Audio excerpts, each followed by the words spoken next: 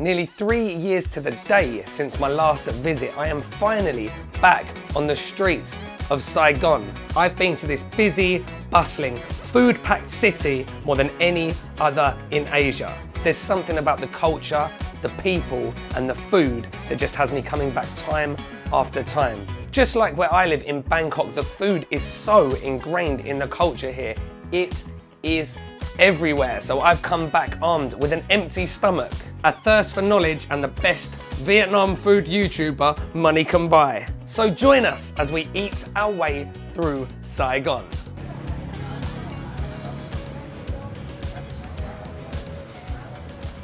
Alright, so first stop, looking absolutely unbelievable. I've got my man Max here behind me ordering, so I don't have to look stupid. I wish you could smell this Bun Rieu. It smells absolutely incredible. Exactly the kind of place that I wanted to start off my little noodle tour. Let's go. Alright, so Max is going to explain to you what we're eating and where we are and why you've taken me here. So right here at Trung Sa, it's a really nice place because you're right on the river. This and Hoang Sa is on the other side. This is Trung Sa. Nice area of Vietnam. You always get a breeze kind of right here on the river that runs through the city. We're eating Bun Rieu right now, a very famous one. Famous for having the fried tofu in it. We actually got the owner right here. She's the one scooping up that broth, that rieu, and putting it into the bowl. They've been here 15 years and they're a hot spot. Sundays only sell mornings until they sell out, and they're right at the end, so we need to go ahead and get our bowl. Mate, this is why I come to meet this guy. This boy knows his stuff. What we got, man? So this is Bun Rieu tofu. So again, it's that Bun Rieu that is really, really famous for having that fried tofu in it. You see you got some fried tofu pieces right here. You got some chanh lửa, which is a Vietnamese style sausage, the huit, which is a blood keep. We have many different types. I don't know what type they actually use here. I'm sure it's, if they're making a pork bone broth based, I'm sure it's probably gonna be pork, but people don't usually do that, so maybe cow. And then we got the riêu. The riêu is that combination of the pounded crab, pork, sometimes, you know, shrimp, but it's gonna have the egg in there. Right. So that's why it's kind of clumpy because of the egg, right? Yeah, the egg. The egg's the binder. So when you eat Bun Rieu, chilies of course, but it's really famous for having mom tam, which is a fermented shrimp paste. So this is the, guys, this is the Thai, this is the Vietnamese version of capi. Look at that. Wow, the smell of this. That's funky. I like it. If you don't have mom tam,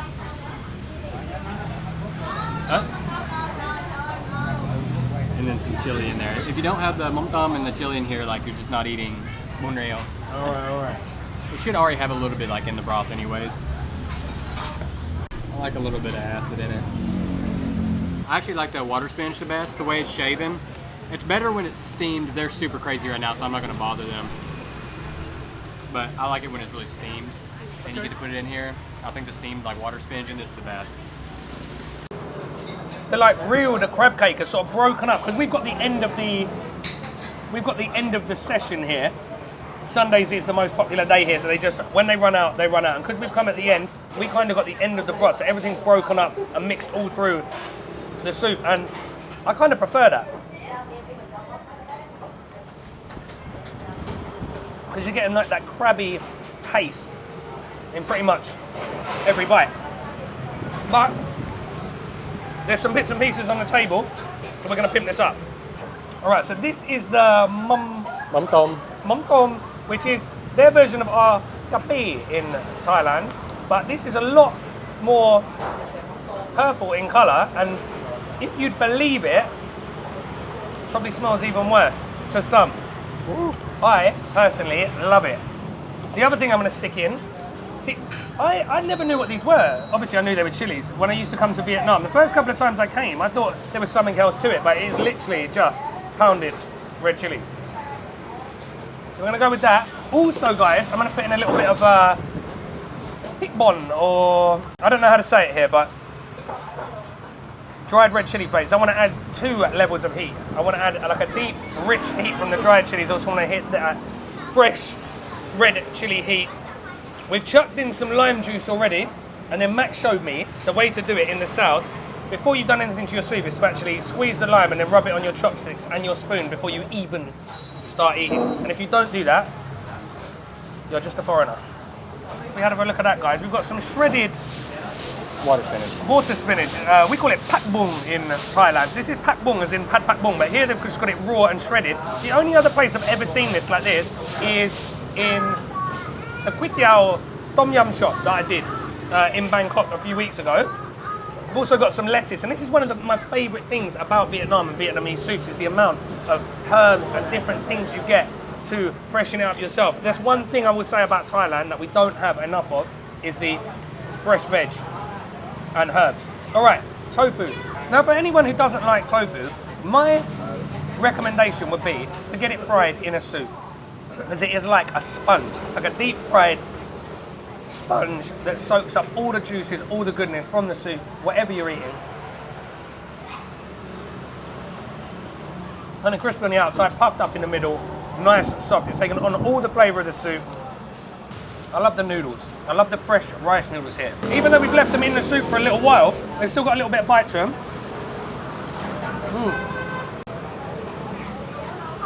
They barely cook them. Because they're fresh, all she does, she's putting them into a little noodle basket, dipping them for 2 seconds just to kind of break them up so they don't go clumpy, then into the soup.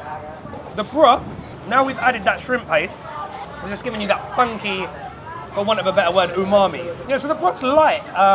It's light and it's sweet, but it's not sweet from like added sugar. It's not like that one where it coats your mouth and you can tell they've just added loads of palm sugar or rock sugar.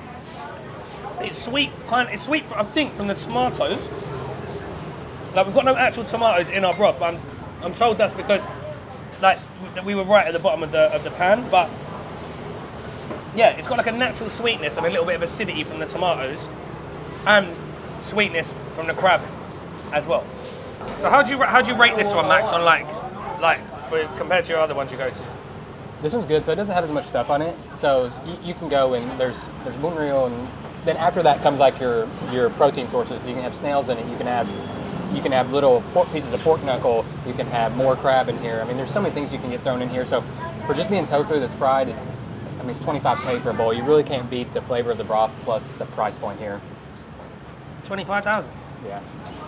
So just to put that into perspective for you, 25,000 is 37 and a half baht, which is like 80 pence, or about $5, $10, something like that. Crazy value. I'm absolutely over the moon. If we don't get any more good food, which I can't see happening for the rest of the day, or if I got hit by one of these bikes and this is the last time you see me, I'll die a happy man. Bye bye.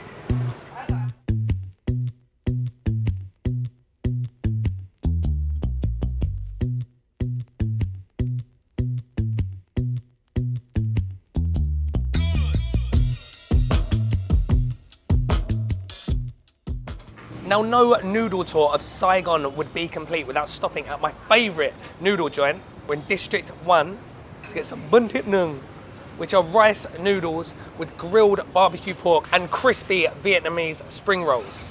This is a good one too. It's a good one, right? But don't take my word for it.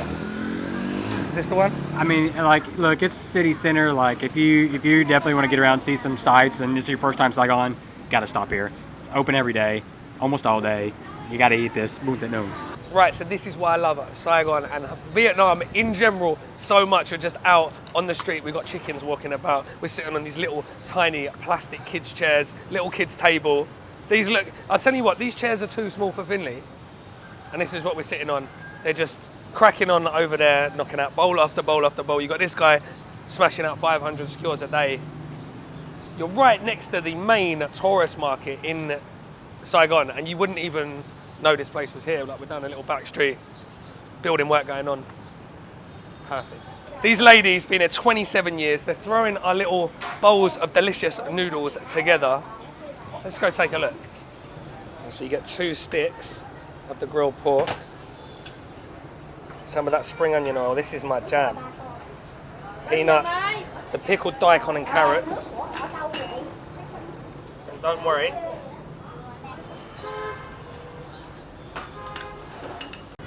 yummy.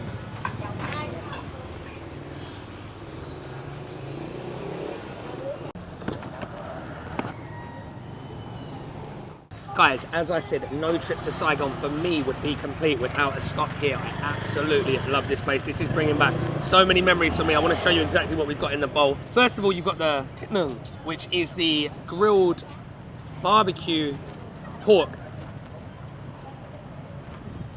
Soy sauce, sugar, fish sauce, lemongrass.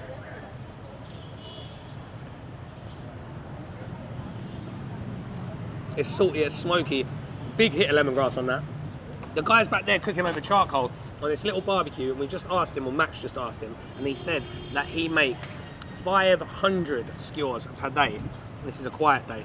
All right, we've got some peanuts, some scallion oil, spring onion oil, which is like one of my favorite things in the world. We've got the pickled carrots and daikon, and then we've got the Vietnamese chai yao, which are the spring rolls. That's all on top of rice noodles, kind of the same rice noodles we just had in the Bun Rieu. These are a little bit closer to Kandom Jin, fresh rice noodles, so they're kind of sour, bouncy. All right, guys, so I'm gonna put on a bit of this Nok Mum, which is the classic Vietnamese dipping sauce, but look how thick that is. So it's sugar and fish sauce, and then these little things are actually the bulbs of Chinese onions. So we don't actually use these in Thailand. Correct me if I'm wrong, any of my Thai viewers. I've never seen these in Thailand. So apparently they've got to take these off, they've got to dry them, and then they've got to soak them in vinegar. So they're kind of rare. I've never actually seen these before, apart from in here. There's probably loads of places in Vietnam that do them. There wasn't enough chili in there though for me. So I'm actually just going to take a big bit of chili, I'm going to throw that into my noodles, and then I'm going to dress my noodles in this fish sauce, sugar dressing. Mix all that up. Look, we've got the crunch from the peanuts. We've got that beautiful oil coating all the noodles. You've got the crunch, sort of sweet and sour taste from the vegetables. And what I love most about this is the fact that all the black charred flavour is still on the grilled pork. In Thailand, we don't have any of this. In Thailand, they cut it off because they think it gives you cancer. So the pork's incredible. So much flavour. And the main thing I'm getting is that lemongrass. Lemongrass is quite sweet. Again, in Thailand, and you're gonna hear me comparing a lot to Thailand today, in Thailand we don't usually really use lemongrass in a marinade. We usually use it in curries and soups.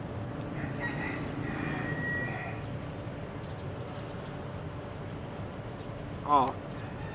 So I said the star of the show was the pork. Actually, maybe the star of the show is the chai yao, the spring rolls.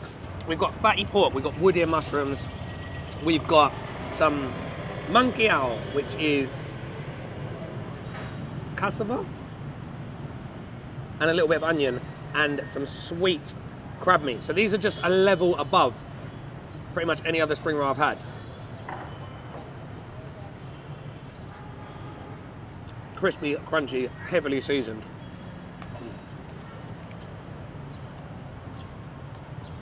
Max just asked me if I wanted 1 or 2 spring rolls, and because we're going on like a big mad food tour, I said 1. I think I might get him to get me some takeaway.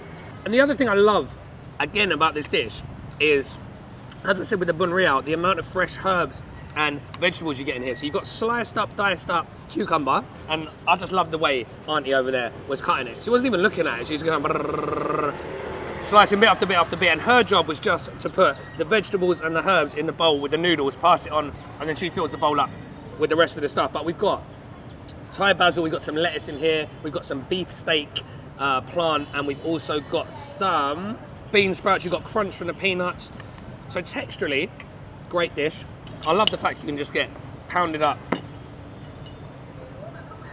red chilies on the table. Now, a lot of people have commented that, I remember the last video I did here, although not a lot of people watched it because it was before I had a lot of subscribers, a lot of people were saying to me, and have messaged me since, and I thought you didn't like sweet stuff. The Nok Mum there is very sweet.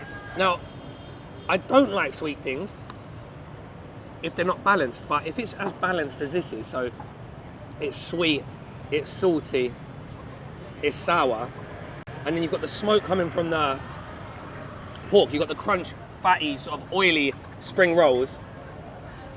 It's all balanced, it all goes together perfectly. Still one of my favourite dishes in Saigon. So I'm kind of a sucker. My first step is like, always dip it. It's kind of the same rules you talked about with the Bun Rieu, with the fried tofu. Right. It still acts like a sponge. Cool. That's always first bite for me. The spring roll. And then Then you pour it over. you pour it over. Then you mix it in. Right. Kinda So how I you're doing took it that kind of as well, like, so say you've never been here before, right? You want to try that to see it's not too sweet, it's not too sour. Do you know what I mean? Yeah, you want to try that. I mean, I've been here so many times, I just kind of know what to do. Yeah. I mean, definitely your first time, you always want to try everything a little bit, get your feel for it, find what works for you. I kind of get the spring rolls out the way. I just get in here and work. So what's your favorite part of this dish? Man, it's this right here, and it's this spring roll is the reason this place gets more and more popular. And every time I come back here, the price jumps up more and more because people keep paying it, man. They come here back for the spring roll. It's special. You ain't gonna find a spring roll like this anywhere else in Saigon. What's the price looking like here? You know, when I first came here, it was like 52. Man, it sounded like an old man story. When I first came here, it used to be 52. Now it's probably like 60 or more. Like stuff in District 1 keeps jumping up. So 60,000, yeah? Yeah, probably. So we're looking at 90 baht for this, guys. We'll see. If you'll see, like, they actually have the sign with the old price on it, and they've just covered it up because I think they just keep bumping it up. All right, so the heavens have opened up. It's absolutely pouring down now, guys. So we're gonna make this our last stop. And I think we might just have saved the best till last. We are proper back alley. I couldn't even tell you what district we're in. Maybe Max will tell us what district we're in. District 5. District 5, Yes, yeah? 5, all right, D5, I know it well. And we're down a little back alley, just gone past some like hair salons, a few different bits and pieces. I think there's a craft beer bar down here.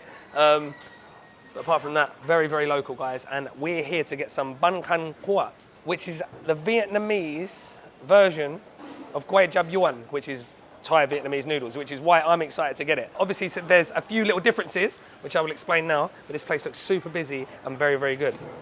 Let's take a look. The special thing about this place is you get it served in like a big bowl, like a pot, little casserole. Share it between the two of you. So hopefully, we're going to finish this whole thing off. What do you reckon? Yeah, this is good. Yeah? Banh Canh Cua, man. Banh Canh Cua, man. Got you. All right, so... All right. Look at that texture. So the core is the Crab. and it's kind of all going through the sauce already. Yeah, and then you have pieces, little crab meat over there already. Wow. All right, guys. So we've got pork. We've got picked crab, quail's eggs, some sort of peppery sausage, some fish balls, some prawns. Ah. And you know my kryptonite, guys. Hom jiao.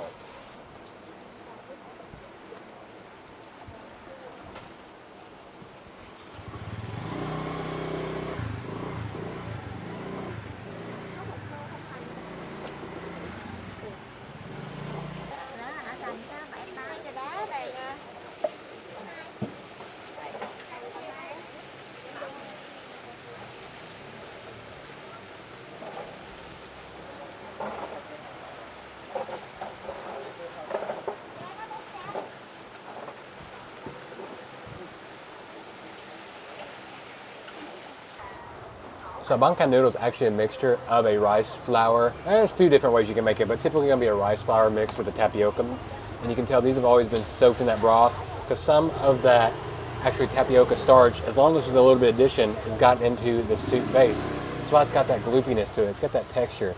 It's just it's a warm, hearty, down-home texture and dish right here. That's why I've only been here 3 years, and they're selling from 8 in the morning to 8 p.m. Very rare in Vietnam to see somebody selling that long and to be doing that much business after just 3 years of opening. So that means they're like hyper popular for how long they've been open, They're right? getting super popular, and for me it's just like all the fish and the seafood in here so well. I love that the crab is already picked for you. It's spread all throughout the base. You can see little pieces of dried shrimp in here, so it's just adding to that flavor of this broth. It's a very flavorful broth. It's not sweet. It's really packed with the umami, and the textures are on point for down-home comfort for Vietnamese. All right, guys, so the reason I said this was like Quay Jab Yuan or Khao Piak Sen in Lao is because of a few things. The noodles, so these are like a thicker version. These are like the proper udon thani noodles, Quay Jab noodles. And in Thai we call this hom jiao, so the crispy fried shallots, which, guys, you know if you watch my channel how much I love these, and the fact it permeates through the whole soup. We've got what looks like Thai mu yaw, which looks like a pork sausage, but Max has told me if it's orange on the side, you know it's a crab sausage. And then we've got a couple of prawns, a couple of large prawns, shell on. Look how gloopy these noodles are, guys. Now, we've also got this thick, gelatinous soup with pieces of crab going all the way through it. She's also topped it with actual pieces of white crab meat, claw meat. But this is what I'm interested in, this thick, gloopy soup. Now in Thailand or in Laos, when we have, I keep calling them Guay Jab Yuan, so Vietnamese noodles, but if you're up in Udon where they're from, or you're in Ubon, and Khao Piak Sen, fresh wet noodles it translates to. A lot of the time, because they're tapioca starch and rice flour, you boil the noodles first and it creates this thick, sloppy soup, and then you add that to the rest of the broth. We've got some spring onions, some coriander, pak chi, cilantro for Max. All right, I'm just gonna go with this. Should we put this into bowls? Yeah, so we got 2 bowls.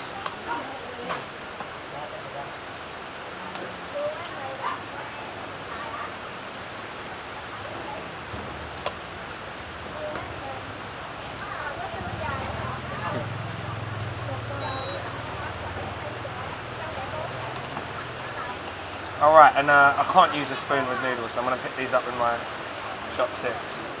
If you get real like Bang Canh with lots of tapioca, they only give you a spoon. Oh, really? Yeah. Right, you're immediately hit with that crab flavour. The second flavour I'm getting is from the fried shallots. So I know I keep harping back onto the Thai and Lao soup, but it's got that flavour. It's got like the fried shallots are just permeating through the whole soup.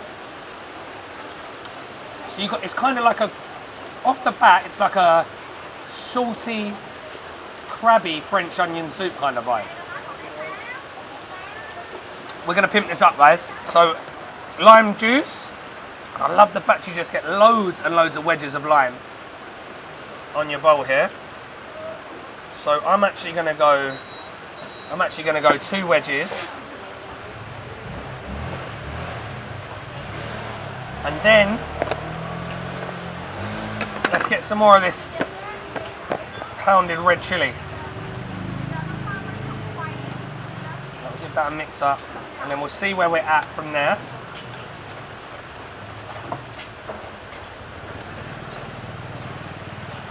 All right, another little twist. We've got some patongko, or youtiao, which is the Chinese dough sticks. We usually have these on jok, on congee, nice little touch. And they've also got some like fried puffy ones that look like, kind of like a what's-it, or a Cheeto, but they're pork. The lime's lifted it, and the chili is actually kind of half fermented, so it's got a kind of sour note to it as well. A bit like I'd get in my favourite duck shop back in Bangkok. Right, another thing I absolutely love about Vietnam, quail's eggs and everything. I thought these were going to be hard. They're actually quite soft in the middle. The noodles are like squidgy but chewy at the same time. Really comforting, soft but gelatinous. The crab's delicious. I love the fact that there's crab like broken up all through the soup. So the main flavour of the soup, even if you didn't have the crab pieces, would be crab and onion. This might be my favourite of all 3 today, just because it's something I haven't had before, but it is still slightly familiar, as it kind of reminds me of Thailand, but with seafood instead of pork. So this bowl was 95, so that's 130 baht in Thai money, which translates to about £3 or $3.60. Unbelievable. Last stop. I can't tell you how much I've enjoyed today's little noodle tour. I hope you've enjoyed it too. The feeling I have to be back in Saigon. This is, as I said at the start of the video, this is my second home. I've been here more than any other city in the world, and it just feels so good to be able to travel again after 3 years of that absolute hell that we've been gone through. So guys, I hope you enjoyed it as well. Let me know in the comment section below if you want me to do some more videos in Vietnam. I've got a couple more on this trip. I'll be going back to Bangkok, but I'm sure I'll be coming back to see Max and a few other people at a later date. For now, we're gonna try and find this craft beer bar, have a couple of drinks, let this rain go down, and we'll see you in the next one.